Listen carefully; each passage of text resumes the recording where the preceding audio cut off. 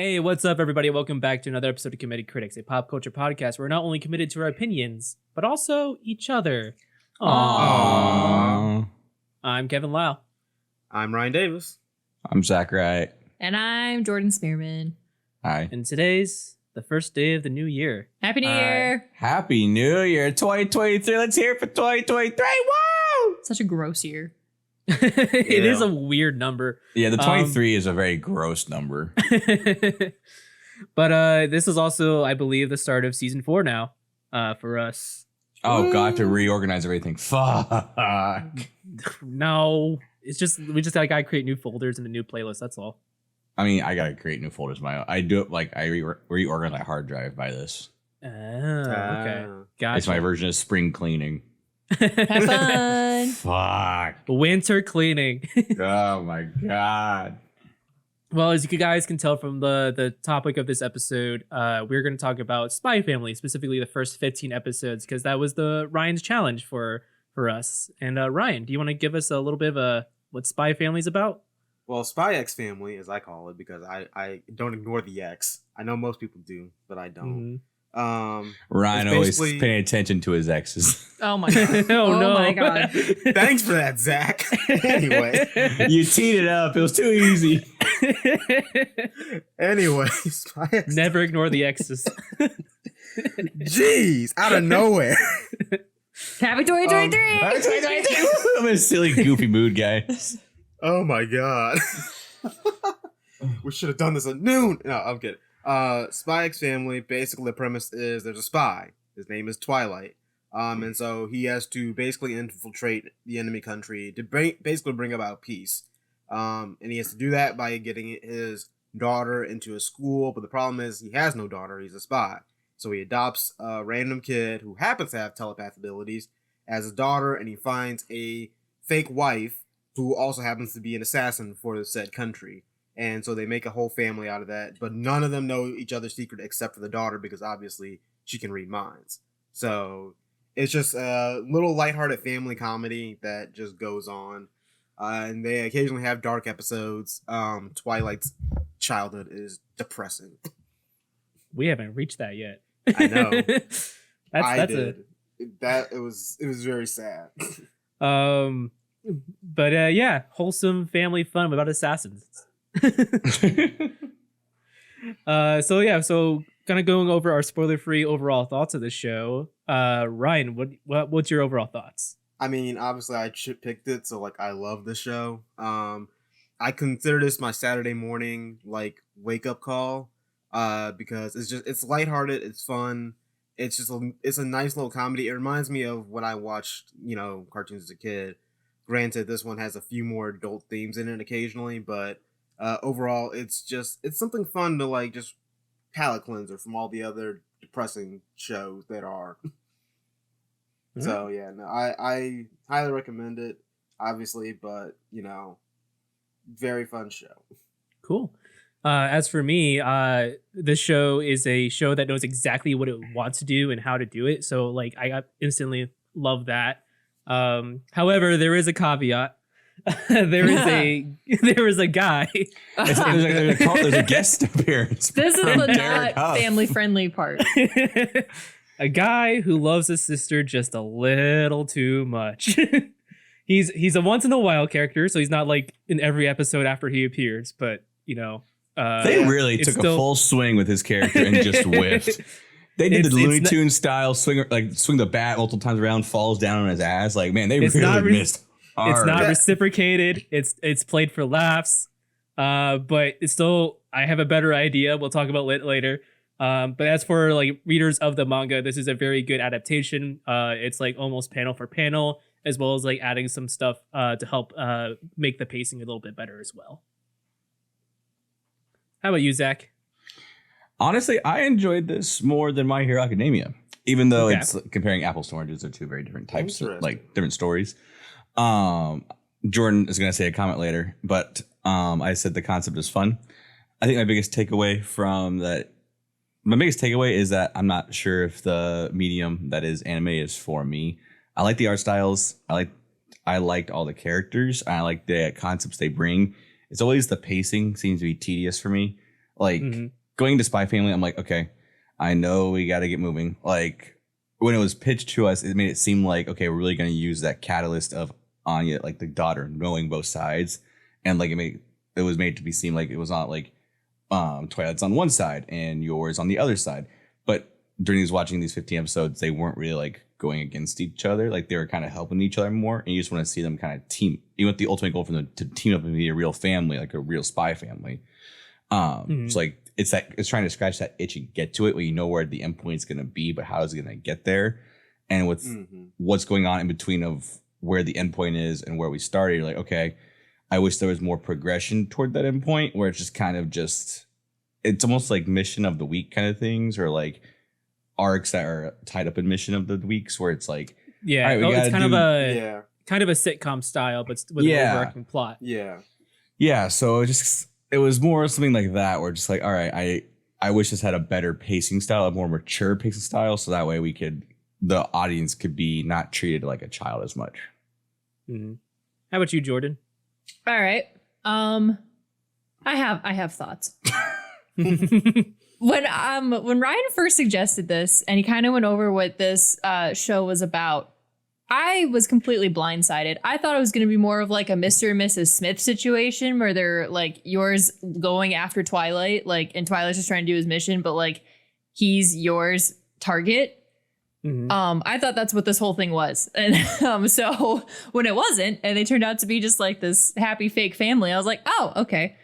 Not a bad Jordan thing. wanted blood and violence. I did not want blood and violence. I just wanted more entertainment, because honestly, like, even though I liked the concept, I was more entertained with My Hero Academia once My Hero took off. Like in the beginning, it was dragging, but like once he finally got to the school and everything, and then there was like the big fight at season 1, I was like, okay, like I would watch this. Like honestly, but like again, Zach said we're comparing apples to oranges. Like, but if I were to continue one of the animes that we've watched so far, it would probably be My Hero. Like, because I am more interested in that story than this like wholesome family thing.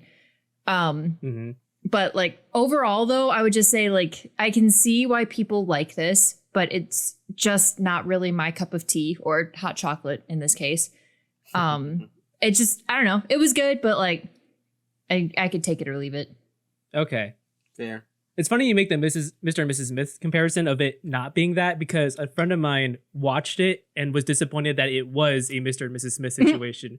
So I'm like, who's right? This is also interesting because I was like, who's going to like this and who's not going to? This is not Mr. and Mrs. Smith, because like they're not directly trying to kill each other. No. Right. No, exactly. So my thinking that the final arc of the series is going to be a Mr. and Mrs. Smith situation. Yeah. Probably. That's where it's going to lead up to. But Can I ask eventually for they have to clarification? find out. Can I ask for some clarification real quick? Yeah. Okay. Obviously, Twilight is employed by the government, the opposite government that he is like in right now, right? Right. Yeah. Who does your work for? Because right now, like before you guys have said it, like I have this exterior knowledge from you guys. The show just tells me she's an assassin. Period. She's an assassin That's for the it. country they're currently living in. So they're technically on opposite sides. yes. Technically, or is she just like a hitman? She's an assassin, but she doesn't work for the government per se of that country. Okay. She just works for an organization that's like, yeah, we want to keep the government in power, so kill these people. Okay, because like this, look like the brother works for the secret police, who is a part of that government that Yuri's trying, that Twilight's trying to take down. But you're just kind of like, we never saw anything specifically that was like, oh, she was trying to keep this government in power. Yeah. Okay. It'll all be explained with patience, but you don't have to watch the rest of it. I'll Google it. So kind of moving forward, what is one thing you liked about Spy Family? Ryan? Anya. Little Anya. She's adorable. She makes the entire show as it Which is. surprises me. Mm-hmm. Yeah, because Ryan hates fictional kids. I do. So does I Jordan. really do. Yeah. Yeah. But it's the adorableness of her just being like just saying the wrong words or whatever. Also, like beating like these other kids just because either with their powers or just punching them in the face, like, and then also just the whole family aspect. It's so nice and wholesome. Lloyd and Yor are great parents, and by great parents I mean terrible parents, but it's it pulls on my heartstrings. Why do you think they're terrible? Well, okay, Because they kill people. Yor obviously cannot figure out the most simplest of things when it comes to being a mother, obviously, but she's like very protective of Anya. And But she's trying. When she also, we are technically in spoiler area now, right? Yeah. When she kicks the dude who's like trying to like quote unquote kidnap Anya, and he just bounces all around the walls, I was like, yes, this is what I want. Wait, what simple mother things? Oh, here we go. Oh boy. Uh-oh. I'm getting into the desk grind. This one's all you, dog. Backing out of this one. I'm so confused. What? You said I feel like I'm in trouble. she can't do simple mother things. Like, what do you mean? What are some motherly chores, Ryan? Say it.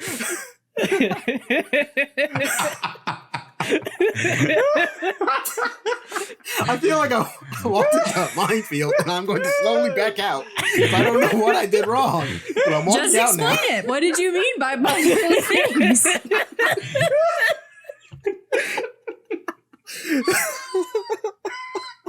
I'm not throwing you a lifeline.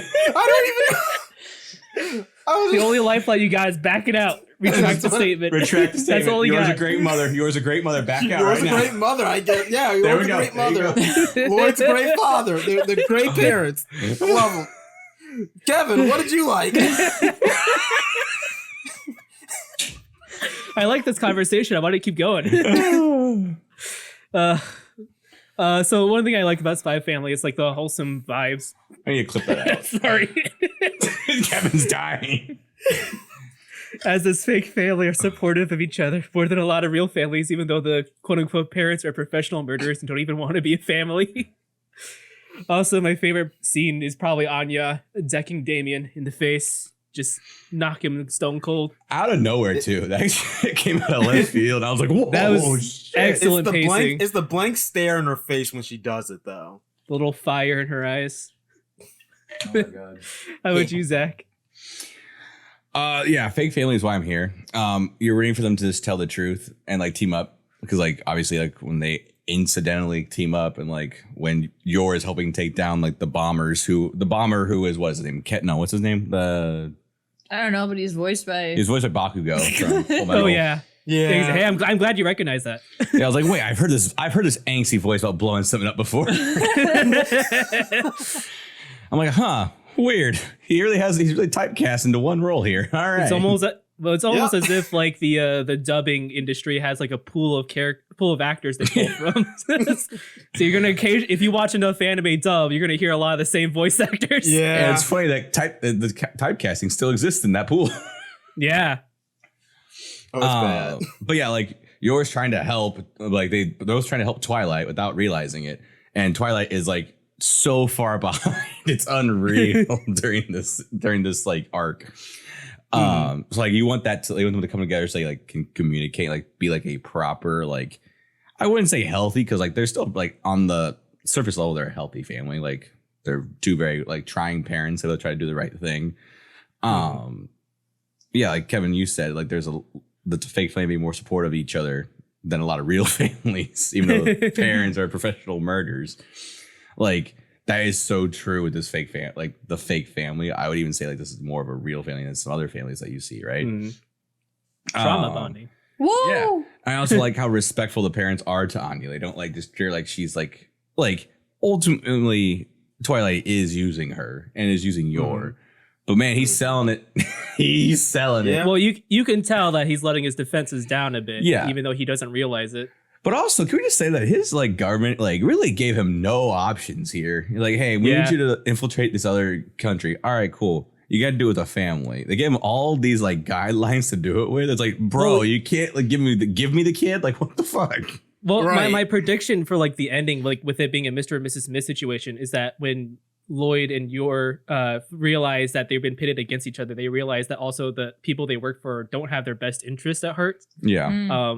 Which will kind of like parallel with how they have their best interest for Anya, even though she's also like a tool for them. Right. So that will Well- kind of like help. They will end up like working together, then in the end become a family. So I'm that's also my thinking- prediction. I'm also thinking whatever agency created Anya and to an extent Bond is going to come back into play too. Right, yeah, Mhm. because like the animal ones, right, with like the. Also, what are the odds that you find a dog that can see into the future? I mean, yeah, I wonder what the other dogs can do. Twilight cannot catch a break. That's all I can say. Twilight cannot catch a break. Another thing, another quick critique with his government, right? They're giving him other side jobs while he has this giant other job to do. Like, what the fuck? Because he's the best. Is Yeah, he he's the catching best. overtime for that? Like, is he getting paid double time for the side job he's Unfortunately doing? not. Like, what the hell? He must be. He's got that nice apartment. He was getting carte blanche for the budget when they did the Castle Party episode 3 or whatever. Yeah, that's true. How about you, Jordan? Also, real quick, intro, outro music slaps, and I die for Anya. Thank you. I'm glad that you enjoyed the music. I was worried about that. Mm-hmm. How about you, Jordan? What's one thing you liked about Spy Family? Oh, like everyone kind of already said, how the fake family is more supportive than most real ones. Which is always nice to see, you know, like you like seeing some wholesome. What are you laughing at? Always nice to see. Fake families being better than real family. Yeah, it's just nice to see like a family trying to be a family. The found family trope really hitting on this one. Yeah. Trauma was last challenge. Found family is this one. It's great. Oh God. Yeah, love opening up what I talk about in therapy on this podcast. No, Therapist's gonna get have a real interesting session when you talk about Spy Family. oh my God. Yeah, so it was. I really liked that aspect of it. Like, even though it was a little bit slower or whatever, but just seeing like, you know, Anya comes home and the parents are both there and they're like, "How was your day?" And they're like trying to be there for her and trying to help her study, but then they know like she's can't study, so they're like, "Oh, let's go to the park." Like, just seeing families do activities, it's like, wow, that's so nice, and that part's wholesome. I will say, yes, the intro and outro music slaps. The first ones, not the really. I don't really care for the second like intro outro.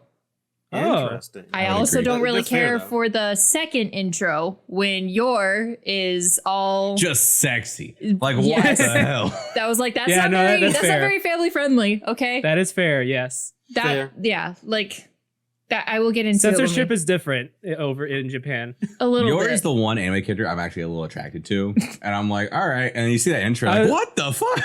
I was waiting for you to say something, Zach, but like Zach finds anime women attractive. Like write it Just down this somewhere. one. You heard it here, folks. Gotta get Zach a your body pillow, I guess. No. No, God, please don't. It's so weird. Oh my God. I'll get you the Linus Tech Tips one, Kevin. Jordan, what Oh you my gotta God. do is you gotta dress up as Yor. No. No. Stop. So Be like and the. do the motherly duties. Here we go. Oh no! Oh, Lord. Here it Let's go to comes. break. This is a great time to go to break, everyone. Yep. See you in a bit. Sure. Are you sure? I don't know. I'm just a stupid woman. Can someone tell me if we need to go to break or not? I can't cook. I can't really clean. I can't look after What my is a fake break? daughter. We'll be right back.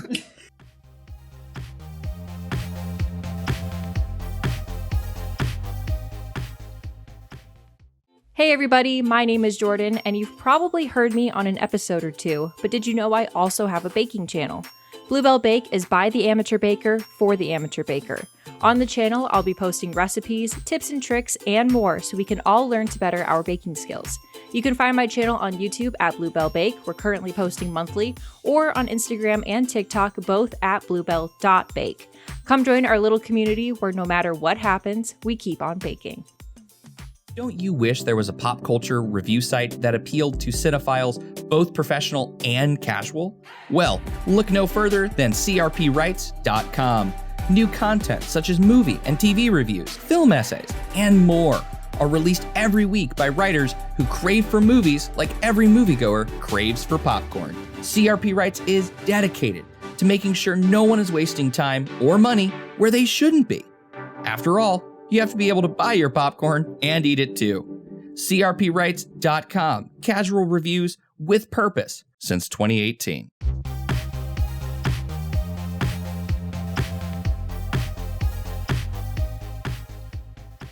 And welcome back to Committed Critics as we continue to talk about Spy Family. And right now we're going to talk about one thing that we don't like or doesn't quite hold up. I'm going to go first on this one.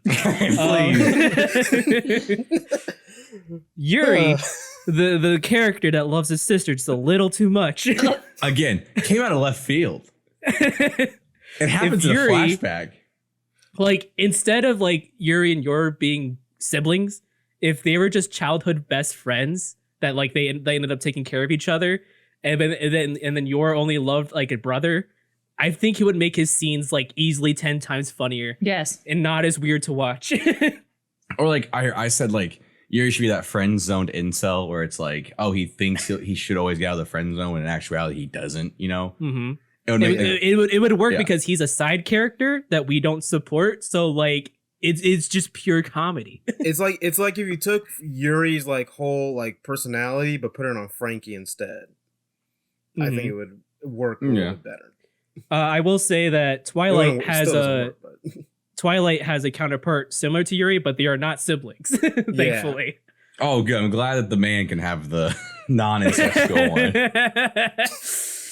Ugh. How about you, Zach? Oh, I just said, oh, Yuri's fucked up, huh? Didn't realize their relationship was like Derek and Julian Huff, but like, holy crap. Yeah. Jordan, actually, you go before me because I referenced what you say. Oh, okay. So that was part one of Zach's things he Yeah. doesn't like. Part one of Zach's. Yes. So, like I said, I have multiple things that I don't really like about this, but I think just the one constant, like the big one that I like always just got to me was the constant internal monologues as a way to move the story along. Like some of it makes sense, you know, like because I mean Anya can read minds, so it totally makes sense for her to like hear their internal monologue. But like when the majority of an episode is just coming from Twilight's internal monologue, like I tuned out.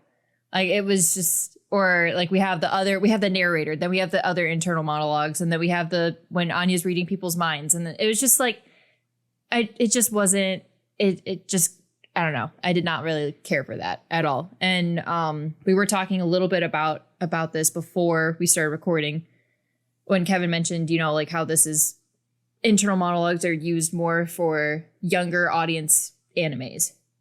Mm-hmm. So Right. yeah. Yeah, because it's also adapted from comics, which Mm-hmm.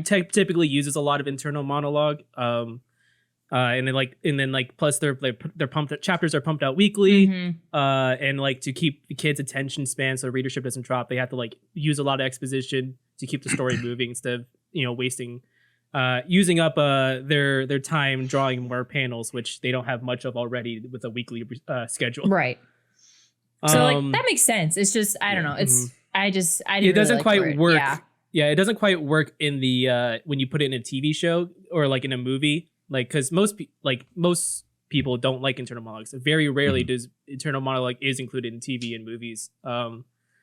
It is used much more in anime and for towards young Which is audience. funny because Yeah. this is the perfect like show to like utilize the intro monologue because you have Anya. Right. Mhm. Like Anya's Right. right there. Like whenever it's like you're hearing Twilight's, right? It's like, oh, cool. We the audience are learning this, and Anya is, but they Right. don't. They aren't consistent with it. Mhm. Sometimes Right. she's listening. I did- Sometimes she's not. And I'm like, all right, Yeah. well, this is kind of it would pointless. be interesting if it was just more of Anya's perspective. Yeah. Like more closed in on that. Yeah, I think that'd be a really cool way of playing with that, like that tool of the internal monologue, where it's like the only internal monologues is what she can hear from different thoughts, and you can have different And ones you also like, have- with. Good. But then you also remember you'll be following a 6-year-old for the entirety of this show. And you'll be Not like, necessarily, "All right." but you could use it. You could do it in a clever way. You could do it in a Yeah. clever way where like you get the certain points through the internal monologue, through the thoughts of the characters, out to the audience as a plot point, but it's also there for Anya. Like, oh man, maybe she doesn't need to know that. What is she gonna do now Yeah. that she knows that? Obviously, but it is weird. We just hear the random omnipotent narrator, and it's like, okay, why are you here? Please leave. Voice Yeah. of God, please No. leave.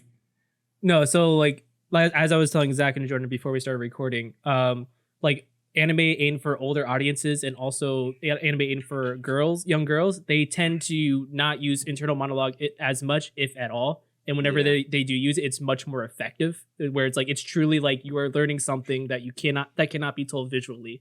or Because or girls if are any- smarter than boys. Boys are dumb and need to be explained. Pretty much. I mean, like, so like out of the 3 animes Zach has seen, Full Metal Alchemist Brotherhood, My Hero Academia, and Spy Family, you like Full Metal the best, right? Oh, he just walked away, but yes. So Full Metal Alchemist is the only anime Zach has seen so far that is created by a woman. The other 2 were Oh, yeah, yeah. they're created by men. oh, yeah. Look at me being a feminist. oh my god. Accidental feminist. I will say too, I've Um, seen bits and pieces. Like I wasn't sitting on the couch with Zach and Ryan. I mean, that would have been impossible because our couch was tiny back then. But like, Woo! I saw bits and pieces of it, and I did like Full Metal better. Better. Full Metal Battle. Full Metal better. So yeah, so what I'm gathering from like what you guys have liked and don't like so far with anime is that Zach wants to watch more slice of life anime, more mature slice of life, which is just no action, just mostly drama stuff. And it's really interesting and makes use of this medium very well. And Jordan wants more like mature action based. Story. Honestly, I don't know, because like I do like slice of life things. Like those are some of my more. I think favorite because there's movies. like But I think there's if it was more romance mature, then I'd like it. animes. Yeah. Yeah. That's the funny thing. I picked this because I was like, oh, they haven't seen a slice of life one. I know Jordan likes stuff like New Girl and everything. She Mhm. might like Spy Family. It's a little too kiddie, I think. Yeah, I that's- think I didn't think about that. I think our request for the next one would be something that uses the medium in a not unconventional way, but a way that which where is it in does a very unique way. unique way and does it well. Right, because Fair. part of the reason why I love anime is because of the art style and how Mhm. the anime industry they are more willing to experiment with animation than the American animation industry. Yeah. So Zach, you mentioned like you might not like anime, but you like the art style. Well, that's all you need. Like Right, yeah. there's if you can buy into the art style, there's plenty of entries that like could appeal to anybody. Like there's so many genres, so many different ways of like using the medium. Mhm. There you might like movies more than shows. Mm. Yeah. However, like it may be like the occasional mini series of like 12 episodes. Mm-hmm. But like that once again, is as long as you can get past the art style, you're that's all you need. Okay. What was the one that your roommate or Devin liked? JoJo's Bizarre Adventure. You would not like that. Yeah, Okay. you would not like that at all. It's essentially a anime parody. Yes. It is way over the top. It has brilliant art style, brilliant animation. The story is nonsensical, but like that's part of the fun of it. I I would started not watching Rick and Morty, so like I'm all over the I place don't know, right now. I wouldn't push it on you, but if you want to check it out, I won't say no Okay. because it is pretty good. Don't watch it in English though. That's the problem too. Is like watching it translated is kind of an issue, because Japanese and English don't line up one to one. Mhm. No, yeah. So like a lot of the problems with like dubs is that like they tend to rephrase what they just said in a different way because even though the translation of the sentence is pretty short in English, they still have to match the lip flaps and they can't edit the footage to preserve its integrity. I noticed that so- in the first couple episodes of Spy Family. Yeah. Like Twilight's mouth will just fall open and like English words come out. I'm like, that's not right. Yeah. No, it's so like they tend to fill in that rest of the space, they just basically rephrase the sentence that right before it, but like in a shorter way. So it does tend to get pretty annoying. Not saying it's much better to watch it in Japanese because like even if like for a Japanese native speaker, the dialogue still sounds weird sometimes depending on the show. But also like the way like the mindset of writing in Japanese is different from the writing in the mindset of English. There's a whole like cultural context to it that we don't have time for, unfortunately. But I will say that like the more mature shows, they're definitely better to watch in Japanese because the dubs usually tend to like be better for comedy than they are at drama. Mhm. And also just what's up? The exception being Full Metal Alchemist. Right. Yeah. Full Metal Alchemist is one of the only serious show I've seen where it's like the dub actually worked. So yeah. So if you're willing to like watch something in its foreign language with English subtitles, like, you know, have at it. Ryan, did we go over one thing you don't like or about Spy Family? The only thing I don't like, and I know I said earlier I love Anya, but sometimes she's just so dumb. There it is. Ryan like- hates kids. It's just sometimes I'm just like, yo, how Not even stupid Anya I- can change his mind. Well, Ryan, I was like, she's 6. yes. Actually, I found out she's She's apparently 4. 4. She's 4. Yeah. She's 4. She's 4 going She's to allowed like to basically. be dumb. Yeah, I get it. I know she's 4 going to like elementary school for rich, like smart kids. Because So I was she like, faked her way to be 6 years old. yeah, the fact that she's keeping up with these kids is impressive in its own. It's just sometimes I'm like, girl, little girl, do something smart. I mean, clearly, like I think the writer really looked at child psychology to really realize how a 4-year-old thinks, because the way Mhm. Anya thinks is pretty similar to how a real 4-year-old Yeah. Yeah, interprets her- the world. Her not knowing how to tell the time, that was hilarious for me. I was like, okay. I was like, that's exactly what I would think a 4-year-old was like. It was like the clock. I can't tell time. Yeah, no. Yeah, Other Well- than that, yeah. that's our take on Spy Family. Any final thoughts? No, that's it. That's all I got. Mm-hmm. Cool. Yeah. Well, my final thought is, if this series doesn't end with them becoming a real family, I will become one of the most insufferable people you'll ever meet. Yeah. I'll be right there with you, Kevin. I think we all will at this Uh, point. Looking forward to season 2 and the upcoming movie, though. So, Very nice. on that note, Jordan, you're picking the next thing. Get that what weird you got for smirk us? that Anya has whenever she's around Damien. Hey. Okay. Well, I've been back and forth on my pick for this time. Okay. And I had 2 going in, and then Kevin suggested a third. Well, you don't have to you don't have to use my suggestion. No, we're going to. Because you know what? I Okay. was like, screw it. Let's do it. Okay? So Nice. we all have to watch Bridgerton season 1. Nice. I'm finally gonna rip off that band-aid. Yes, you are. You're making me watch all these animes. You're going to watch Bridgerton. Yeah, that's fair. Yeah. It's the least you could do, Ryan. You know, it's 100% fair. Yeah. After what How happened many earlier this episode. How many episodes is Bridgerton season 1? It's 8 episodes. That's not long. No. And each one ranges from like Is it 57. an hour? Yeah, about an hour each. Yeah, that's like still like less than 10 hours. Yeah. Whew, all right. Just the first season. can- You don't have to watch the second one. Second one I have thoughts about, but just the first one. I'm gonna watch all of them, read all the books, and come up with my own like Yeah. theories of how it's gonna end. Yeah, this I'm is gonna end read with the- I'm Kevin gonna going read to one the- of those Bridget experiences in a tuxedo. If he you goes to one before I do, I will be upset. guys can go together. That's fine with me. It's like, I'm gonna read the books, Jordan. That's what I'm gonna do. I'm gonna be different. I have the books You like- if you want them. Let's You're start gonna- start like binge listening to the audiobooks. Honestly, Because I don't need TV. the first book and the first season, I think, go pretty hand in hand as far as the romance, like how it develops and everything. Oh, that's right. It's one book per season. It's one right? book per season. Yep. So there's 8 books, and then 4 prequel books. Oh. Yeah. Which I actually really enjoyed the prequel books. But yeah, I think the first book and the first season do pretty well. It's the second book with the second season. And I'm just like, okay. And then they're switching it up a little bit because technically this third season is going with the 4th book, not the 3rd book. But I have theories right. about that. So Cool. All right. So duly noted. Second season may not be that great, but stick with it for the 3rd season. yes. All right. But you just have to Well, watch the on first that- season for this. I'm gonna watch all of it. Please do. We'll see how I feel after the first season. On that note, if you want to hear the rest of our thoughts about other topics, or you can tune over to our full episode over on Patreon. Link to that is right below in the description. You can follow us on Twitter at Committed Crits. That is COMMITTED CRITS. YouTube Committed Critics. TikTok at Committed Critics. And special thanks to our current patrons: Davey Pepper from Game Mechanics, Ryan Kowalkowski from Ryan Plays Drums, Andy Phillips from Andy Phillips, Jody Wright, Devin Vonderhyde, and Brandon Morales. And we'll see you in 2 weeks. Bye.